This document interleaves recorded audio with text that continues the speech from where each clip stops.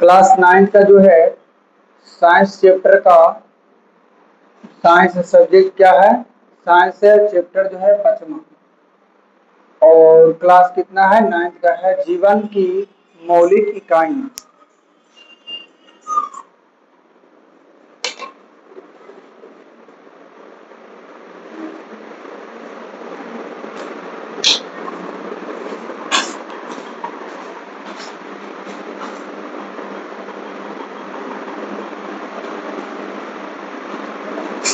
चलो इधर में देखना है, तुम्हारा जो है क्लास 9 का है। ये तुम्हारा जो है सब्जेक्ट साइंस है ना। अब जो तुम लोग का पढ़ा रहे थे साइंस में, चैप्टर तुम्हारा हो गया 5वां हो गया। और वो नाम है जीवन की मौलिक इकाई क्या है ना। अब जो तुम्हारा जो है टेस्ट रहेंगे साइंस का रहेगा, ठीक ना, अगले संडे को। ये ध्यान से पढ़ना है, ये ध्यान से देखना है। इधर देखो, इधर क्या कह रहा है।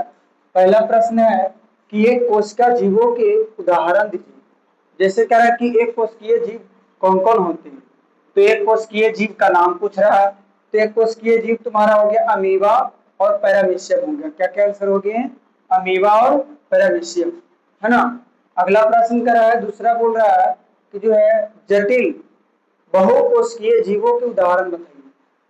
जो है जटिल बहुकोशिकीय, जो अनेक कोशिकाओं से मिलकर के बने हो, उन्हीं को ही बहुकोशिकीय कहते हैं। और जटिल माने अधिक मजबूत हो, है ना। तो क्या क्या हो गया तुम्हारा आंसर में देखना है। मनुष्य हो गया। मनुष्य जो है जटिल कोशिकाओं में आता है ना। ये बहुत सारे कोशिकाओं से मिल करके बने हुए हैं। और विभिन्न प्रकार के पशु पक्षियां ये सब भी आते हैं। और तुम्हारा वृक्ष भी हो गया, है ना। समझ में आया? अगर प्रश्न आए कि जो है जटिल कोशिकीय जीवों के उदाहरण बताइए, तो तुम्हें बताना है कि जटिल बहुकोशिकीय का उदाहरण हो गया तुम्हारा ये मनुष्य हो गए, विभिन्न प्रकार के पशु पक्षी और वृक्ष भी जो है बहुकोशिकीय होते हैं, है ना। अगला प्रश्न देखना। अगला प्रश्न क्या है कि जो है क्वेश्चन नंबर 3। क्वेश्चन नंबर 3 में कहा है कि कोशा किसे कहते हैं, या लिखा रहेगा कि कोशिको क्या है, या कोशिका किसे कहते हैं, ठीक ना, इस तरीके से आएगा। तो आंसर में देखना है कोशा या सेल जीवन की संरचनात्मक इकाई को कोशा या कोशिको कहा जाता है ना। जो कोशा जैसे संगठन का प्रथम जैविक स्तर आता है। सीधे रूप में ये भी बता सकता है कि जैसे कोशिका किसे कहते हैं, चाहे इस प्रकार से लिखे रहे, तो तुम्हें बताना है कि जो है जीवन की आंसर में जीवन की संरचनात्मक इकाई को ही हम क्या कहते हैं, कोशा या कोशिको या कोशिका कहा जाता है ना। इस तरीके से बता सकते हो। अगला प्रश्न देखना है। अब जो है क्वेश्चन नंबर 4 क्या हो गया, 4 में क्या कह रहा है, इधर देखना। 4 में तुम्हारा हो गया कि जो है कोशिका की खोज किस वैज्ञानिक ने की, है ना। अब जो है प्रश्न आ जाता है कभी कभी कि जो है कोशिका की खोज किस वैज्ञानिक ने किए थे। तो आंसर में जो है तुम्हारा जो है कोशिका की खोज जो किए थे रॉबर्ट हुक ने किए थे। किसने किए थे? रॉबर्ट हुक ने किए थे, है ना। किसने किया था? कोशिका की जो खोज है जो वो रॉबर्ट हुक ने किया था। अगला प्रश्न है कि जो है क्वेश्चन नंबर 5 हो गया। 5 में कह रहा है कि कोशिका द्रव को जीव द्रव नाम किस वैज्ञानिक ने दिया था। मैंने कोशिका द्रव को जीव द्रव नाम किसने दिए थे। तो आंसर देखना है। कोशिका द्रव को जीव द्रव का नाम जेई पुरकेंजे ने दिए थे। कौन कौन ने दिए थे? जेई पुरकिंजे ने दिए थे, है ना। अगला प्रश्न कर रहा है कि कोशिका द्रव से संबंधित जीव द्रव का नाम बताइए जो किसने वैज्ञानिक ने दिए थे। तो वो जो है जेई पुरकेंजे ने दिए थे, है ना। अगला अगला देखना है, कह रहा है कि जो है कोशिका सिद्धांत क्या है। अब बोल रहे हैं कि कोशिका सिद्धांत क्या है या किसे कहते हैं, तो तुम्हें बताना आंसर में कोशिका सिद्धांत, कोशिका जीवन की मूलभूत इकाई को ही कोशिका सिद्धांत कहा जाता है ना। क्या कहते हैं, आंसर में बताना है। कोशिका सिद्धांत कोशिका जीवन की मूलभूत इकाई को क्या कहते हैं, कोशिका सिद्धांत कहते हैं। अगला प्रश्न देखना है, क्वेश्चन नंबर तुम्हारा हो गया 7। कोशिका सिद्धांत किन किन वैज्ञानिक ने प्रतिपादित किए थे।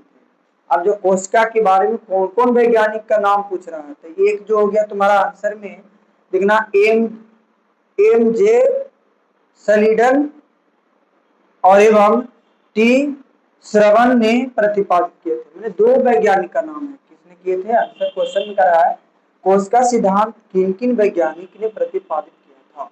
तो कोशिका सिद्धांत का जो तुम्हारा हो गया एम जे सलीडन एवं टी श्रवण ने प्रतिपादित किए थे, है ना। अगला देखना है क्वेश्चन नंबर 8। क्वेश्चन नंबर 8 में कह रहा है कि कोशिका भित्ति से क्या समझते हैं।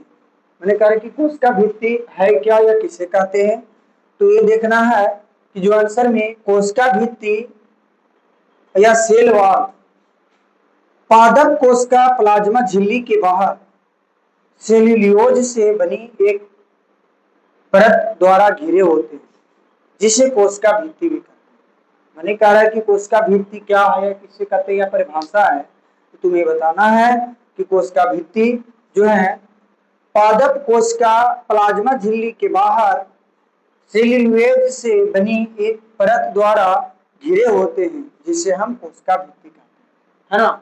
किस तरीके से बताना है कि कोशिका भित्ति है क्या या किसे कहते हैं, तो तुम्हें बताना है कि जो है पादप कोशिका प्लाज्मा झिल्ली के बाहर सेल्यूलोज से बनी एक परत द्वारा घिरे होते हैं, उन्हीं को ही हम कोशिका भित्ति कहते हैं। किस तरीके से कोशिका भित्ति क्या है या किसे कहते हैं, तो तुम्हें बताना है कि पादप कोशिका जो प्लाज्मा झिल्ली के बाहर सेल्यूलोज से एक परत द्वारा घिरे होते हैं, उन्हीं को ही कोशिका भित्ति कहते हैं, है ना। क्लियर। अब आगे देखना है क्वेश्चन नंबर तुम्हारा 9। क्वेश्चन नंबर 9 में क्या करा है, कोशिका द्रव या साइटोप्लाज्मा क्या करा है, कोशिका द्रव क्या है या कुछ क्या आ जाएगा कि जो है साइटोप्लाज्मा किसे कहते हैं। कभी कभी प्रश्न में आ जाता है तुम्हारा कि कोशिका द्रव क्या है या किसे कहते हैं, चाहे आ जाएगा कि साइटोप्लाज्मा किसे कहते हैं, है ना। तो आंसर में देखना है कोशिका द्रव या साइटोप्लाज्मा कोशिका के अंदर पाए जाने वाला तरल द्रव कोशिका द्रव या साइटोप्लाज्मा कहलाते हैं। मैंने कह रहा है कि जो कोशिका द्रव या साइटोप्लाज्मा की परिभाषा है, तो तुम्हें बताना है कि जो है कोशिका या साइटोप्लाज्मा कोशिका के अंदर पाए जाने वाले तरल द्रव को ही कोशिका द्रव कहा जाता है ना। तो इस तरीके से बता सकते हो कि कोशिका के अंदर पाए जाने वाले तरल द्रव कोशिका द्रव कहलाता है या साइटोप्लाज्मा कहलाता है ना। इतना तक बता दोगे ना।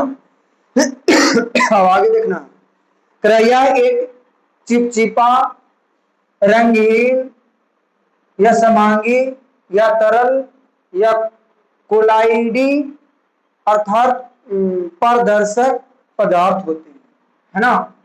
कभी कभी आते ही रहता, आ भी सकता है, जो है ये वीवीआई कर देते हैं।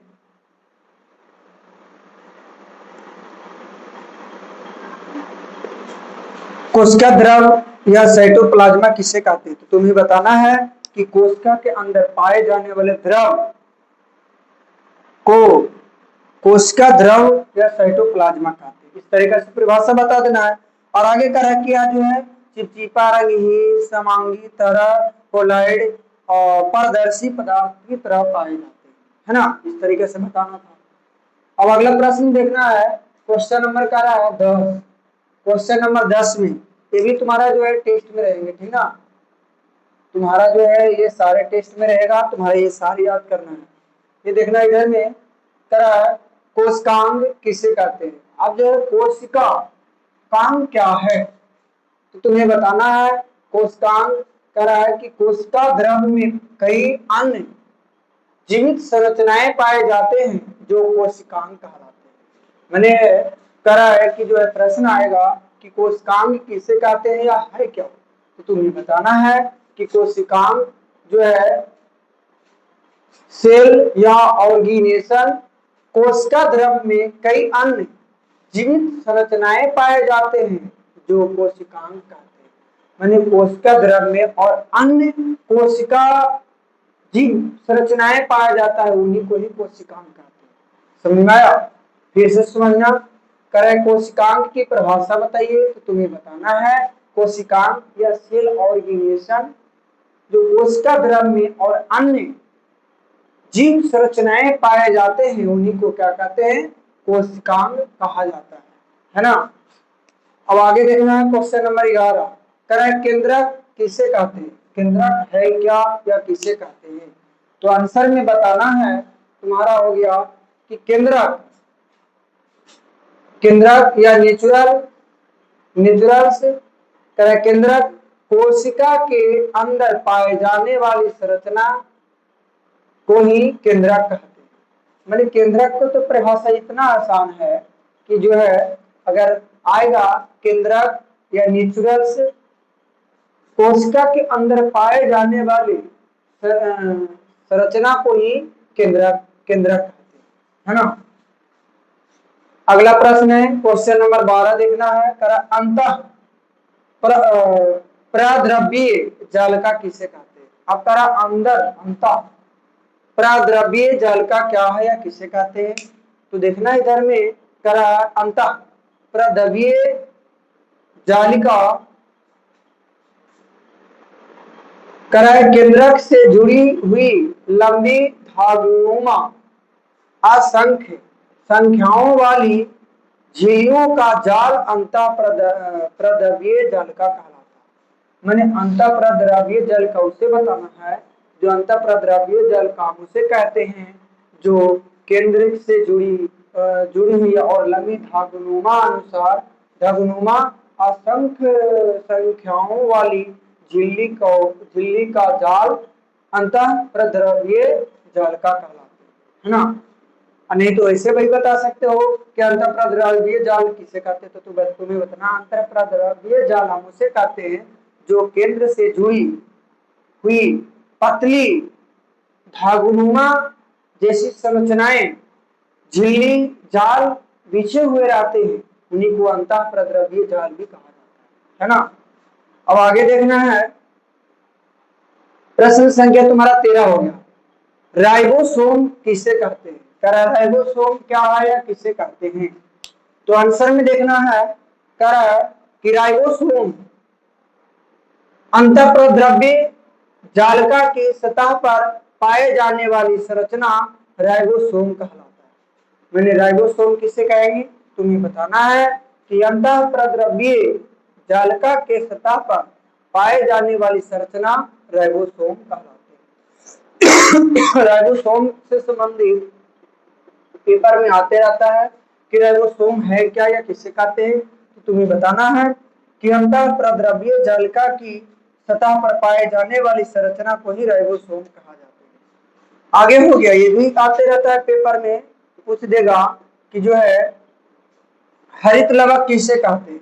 उन्हें हरित लवक है क्या या किसे कहते हैं, तो तुम्हें देखना है आंसर में हरित लवक करा है कोशिका के अंदर पाए जाने वाले हरे रंग का कोशिकांग हरित लवक कहा जाता है। मैंने हरित लवक उसे कहेंगे जो कोशिका के अंदर पाए जाने वाले हरे रंग का होते हैं, वही उसी को ही हरे रंग का कोशिकांग होता है उन्हीं को ही हरित लवक कहा जाता है ना। माइटोकॉन्ड्रिया किसे कहते हैं, ये भी तुम्हारा भी आई है, पेपर में आते रहता है, आता भी है। माइटोकॉन्ड्रिया है क्या या किसे कहते हैं, तो तुम्हें बताना है आंसर में है माइटोकॉन्ड्रिया करा है कोशिका में पाए जाने वाले वह कोशिकांग जो ऊर्जा उत्पन्न करने में सहायता करते हैं उन्हीं को ही माइटोकॉन्ड्रिया कहते हैं। कितना आसान है। माइटोकॉन्ड्रिया की परिभाषा बताना है तुम्हें बताना है कि माइटोकॉन्ड्रिया है क्या या किसे कहते हैं। तुम्हें बताना है कि कोशिका में पाए जाने वाले कोशिकांग या कोशिकांग मैंने ढेर सारे थी ना, कोशिकांग जो ऊर्जा उत्पन्न करता है उन्हीं को ही माइटोकॉन्ड्रिया है ना। नहीं तो इस तरीके से भी बता सकते हो कि माइटोकॉन्ड्रिया क्या है। माइटोकॉन्ड्रिया जो है एक प्रकार का ऊर्जा उत्पन्न करता है, उन्हीं को माइटोकॉन्ड्रिया कहते हैं, है ना। अब आगे देखना है क्वेश्चन नंबर 16। क्वेश्चन नंबर 16 भी ये जो पेपर में पूछते रहता है, ये तुम्हारा ये भी VVI हो गया। करे कोशिका का ऊर्जा घर किसे कहते हैं, ये भी बहुत बढ़िया क्वेश्चन है। इस तरीके से भी आ सकते हैं, है ना। करे कोशिका का ऊर्जा घर किसे कहते हैं, तो आंसर में है माइटोकॉन्ड्रिया को ही कोशिका का ऊर्जा घर या पावर हाउस कहते हैं, है ना। किसको कहते हैं प्रश्न आ जाएगा कि कोशिका का ऊर्जा घर किसे कहते हैं, तो तुम्हें बताना है माइटोकॉन्ड्रिया को कहते हैं। किसको कहते हैं, माइटोकॉन्ड्रिया को कहते हैं। कोशिका का ऊर्जा घर या पावर हाउस भी कहा जाता है ना। अगला हो गया ये जो है पक्ष महाविका या सिलिया किन्हें कहते हैं, तो पश्चमाविका या सिलिया जंतु कोशिकाओं की सतह पर पाए जाने वाली सूक्ष्म उभरी हुई संरचना पश्चमाविका या सिलिया कहा जाता है। कह रहा है ये पक्षियों में पाया जाता है। पश्चमाविका या सिलिया किसे कहते हैं, नहीं तो ये कह रहा है कि आंसर में जंतु कोशिका की सतह में पाए जाते हैं। किनके में, जंतु कोशिका की सतह पर पाए जाने वाली सूक्ष्म उभरी हुई संरचना पश्चमाभिका या सिलिया कहा जाता है ना। अगला प्रश्न हो गया क्वेश्चन नंबर 18। करे कोशिका झिल्ली को बनाने वाले प्रोटीन का नाम बताइए। करे कोशिका झिल्ली में जो बनाते हो प्रोटीन का नाम क्या है, तो तुम्हें बताना है लिपो प्रोटीन। क्या है, लिपो प्रोटीन कहते हैं। किसको, क्या इसका नाम क्या है, लिपो प्रोटीन। हाँ, अब ये तुम्हारा इस तरीके से समझ में आ गया ना। तो जो है अगली बार तुम्हारा जो है क्लास 9 का जो है ये तुम्हारा साइंस में जीवन की मौलिक इकाई का तुम्हारा टेस्ट रहेगा, है ना।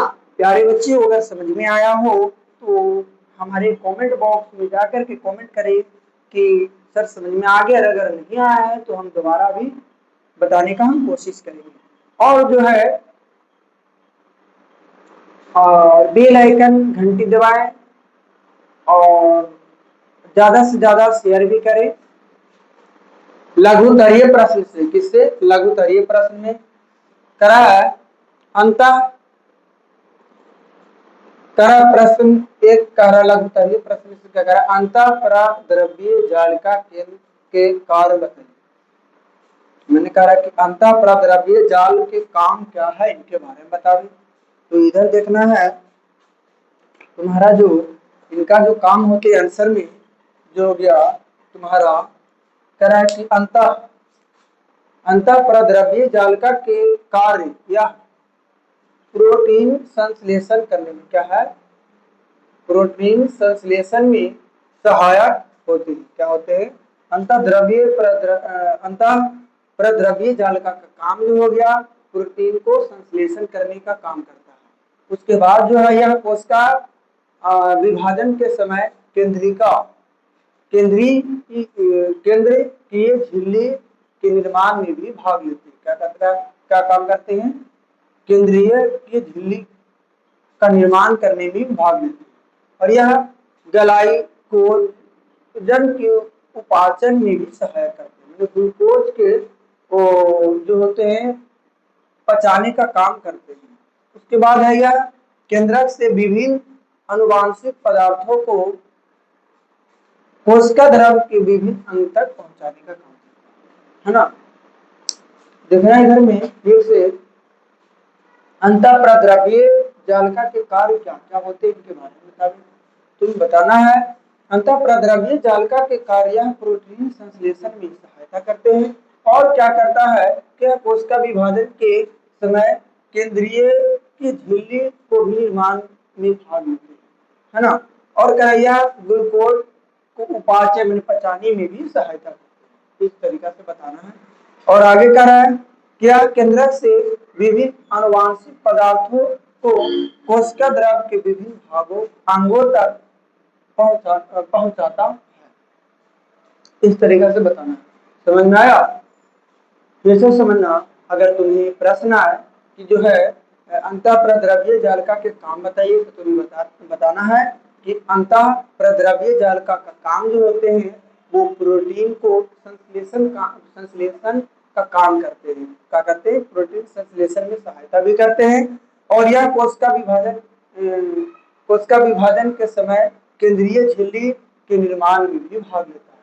यह ग्लूकोज जो होते हैं वो पचाने में, उपाचन में भी सहायता करते हैं। इस तरीके से भी बताओगे तो तुम्हारा सही है ना।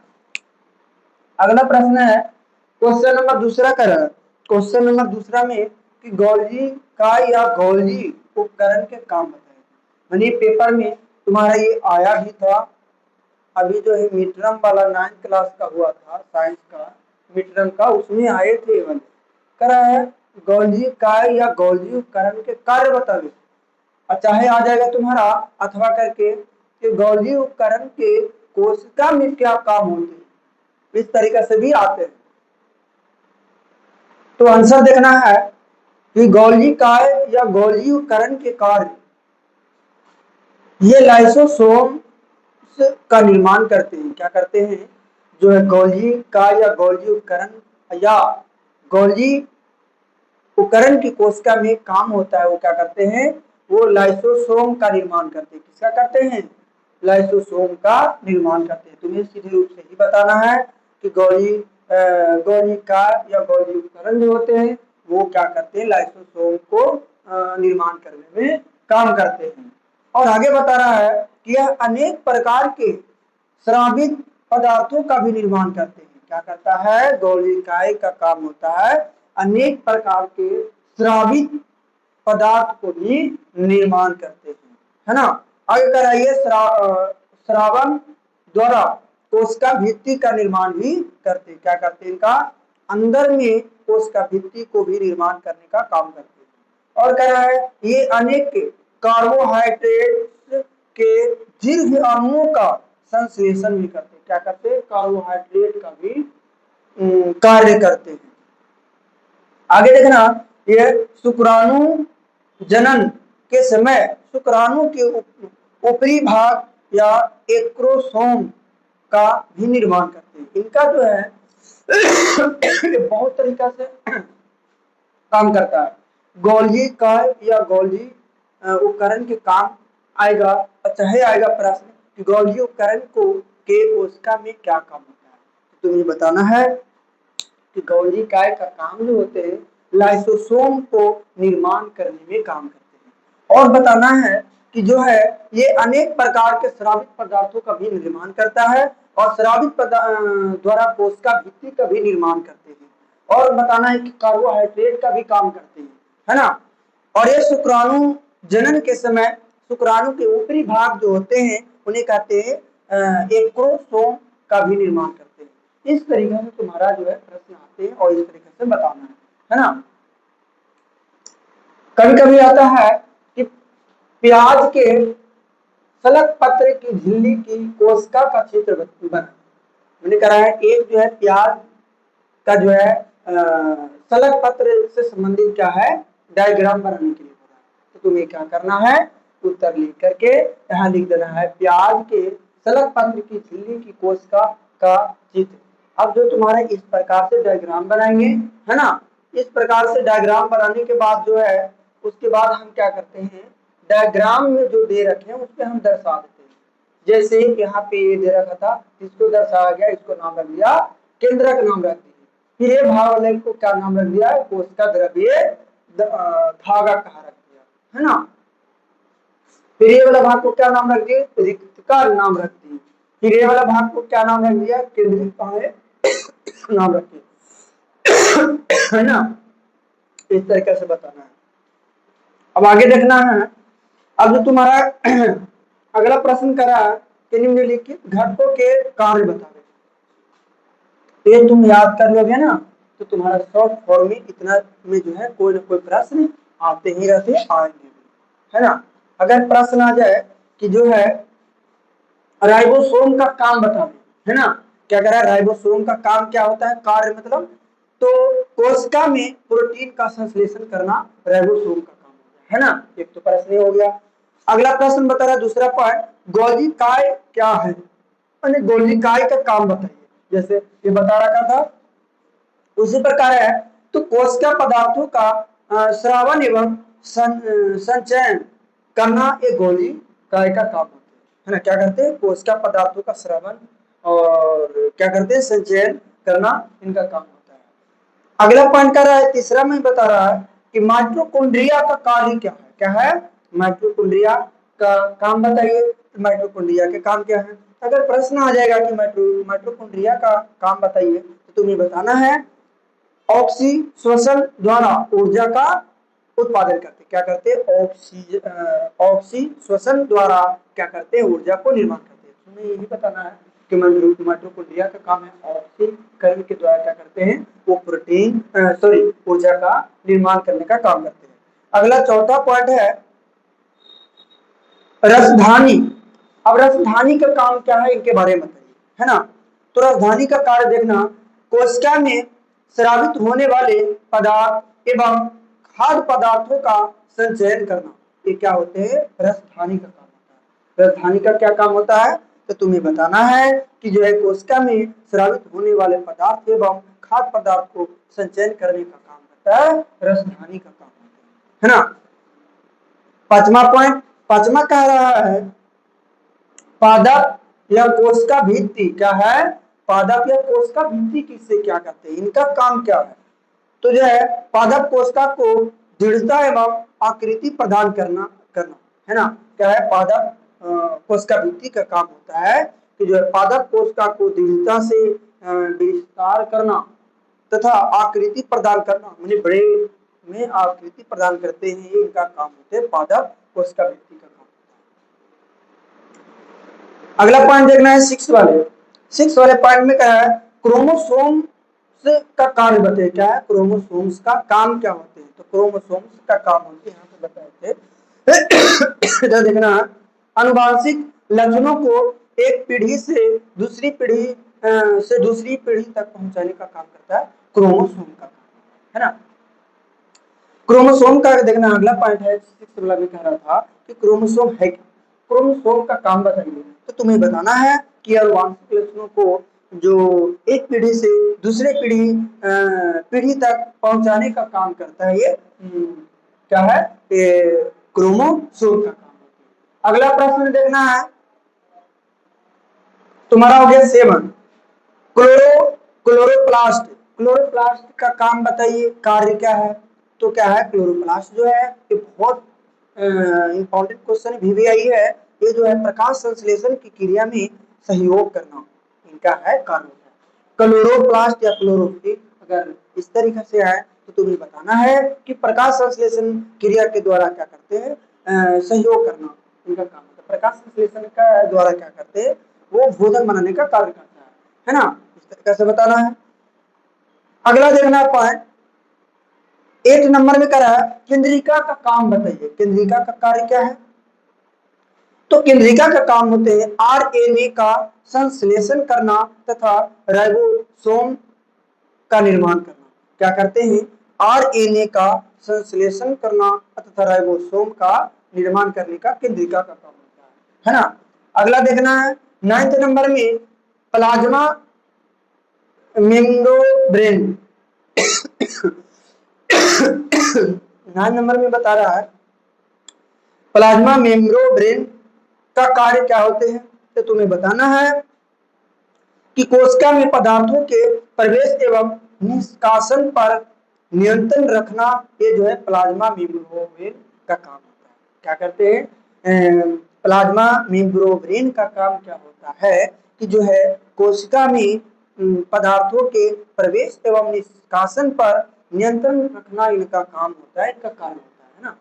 तो इस तरीका से जो है तुम याद रखना, इनमें से कोई ना कोई तुम्हारा पेपर में ही आएगा ही। चाहे पूछ देगा राइबोसोम का कार्य बताइए, चाहे गोलीकरण का काम बताइए, माइटोकॉन्ड्रिया का काम क्या होता है, चाहे राजधानी का क्या काम होते हैं, पादप का क्या काम होते हैं, माने ना इतना में से कोई ना कोई आते ही रहता है। एक तो ये भी क्लोरोप्लास्ट क्या है या क्लोरोफिल क्या है, तो क्या करते हैं प्रकाश संश्लेषण का कार्य करते हैं और पादपों में भोजन बनाने का कार्य करते हैं, है ना। इस तरीके से बताना है। और अब जो है डायग्राम भी आते रहते हैं कभी कभी, तो डायग्राम का भी तुमको ध्यान देना है, किस तरीके से डायग्राम बनाना है और इस तरीके से तुम्हें दर्शाया। तुम्हारा जो हो गया लगभग करिए प्रश्न से। और 5वां क्वेश्चन है, कराइए प्राणी जंतु कोशिका की आंतरिक संरचना को स्वस्थ नामांकित चित्र बनाइए। अच्छा, ये प्रश्न आ जाएगा तुम्हारा, ये जो है कभी कभी प्रश्न लिख के आते हैं कि जंतु कोशिका का नामांकित चित्र बनाए, है ना। और इसमें देखना है तो आंसर में लिखना है कि जो है इलेक्ट्रॉन सूक्ष्मदर्शी द्वारा प्रदर्शित प्रणाली जंतु को कोशिका की संरचना कोशिका की संरचना कोशिका की संरचना का नामांकन चित्र तुम्हारा जो है इस तरीका से डायग्राम बनाने के लिए आते हैं। तो हो गया जंतु कोशिका होगी, क्या है ये जंतु कोशिका है। जंतु कोशिका को जिस तरीका से डायग्राम में दर्शाया गया है उस तरीके से अपना ध्यान में रखना है और इन्हीं इस तरीका से बताने हैं। अब ये जो तुम्हारा दे रखा है, जैसे ये वाला बीच वाले भाग, ये वाला बीच वाला भाग को नाम रख दिया है केंद्रक कला नाम रख दी। ये जो बीच वाले भाग है ना, इसको क्या नाम रखा है, केंद्रक कला नाम रख दिया गया है। उसके बाद जो है ए वाला भाग को नाम रखा है लाइसोसोम नाम रखे, क्या नाम रखे हैं, लाइसोसोम। उसी प्रकार अब ये वाला भाग को नाम रख दिया है, ये जो है चिकनी अंत प्रद्रव्य जाल का नाम रख दिया गया, क्या नाम रख दिया गया ये वाला भाग को, चिकनी अंत प्रद्रव्य जाल का नाम रख दिया गया। उसके बाद ये वाला भाग को जो नाम रख दिया गया है ये तारक काय, क्या है, तारक काय नाम रख दिया गया। और ये वाला देखना, ये वाला भाग का नाम रख दिया क्या, राइबोसोम, क्या है नाम रखा गया है, राइबोसोम। अब आगे देखना है, ये वाला भाग को ये साइड में गोल्जी काय नाम रखा, क्या नाम रखे हैं, गोल्जी काय। फिर ये वाला भाग को नाम रख दिया है कोशिका द्रव नाम रखे हैं। फिर ये भाग को नाम रख दिया है रसधानी या रिक्तका। इस तरीके से तुम्हारा नाम भी याद रखने हैं। और ये वाला भाग को जो है खुदरी अंतः प्रद्रव्य जालिका के नाम से रखा गया है। फिर ये वाला भाग को जो नाम रख दिया है वो माइटोकॉन्ड्रिया नाम रख दिया है। और ये वाला भाग जो है कोशिका कला होगी, है ना। तो इस तरीके से तुम्हारे डायग्राम को ध्यान में रखना है कि जो है जंतु कोशिका किस प्रकार से हम बनाना है और किस तरीके से नाम को नामांकित करना दर्शाना है। और ठीक ना, आज तुम्हारे टेस्ट में आएंगे 5 नंबर।